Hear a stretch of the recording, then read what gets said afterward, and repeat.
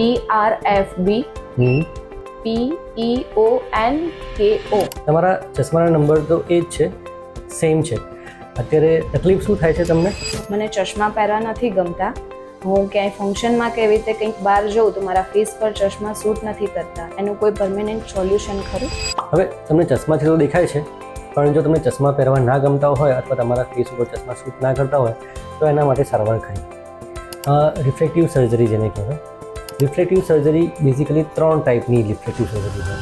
એક LASIK surgery, બીજું ICL surgery અને ત્રીજું રિફ્રેક્ટિવ લેન્સ એક્સચેન્જ સર્જરી, જેમાં અમે તમારી આંખની તપાસ કરી અને અમે તમને કહી શકીએ કે તમારા માટે કઈ સર્જરી સુટેબલ છે અને કઈ ટ્રીટમેન્ટ કરવાથી તમને ચશ્માની પરમેનન્ટ જરૂર નહીં પડે.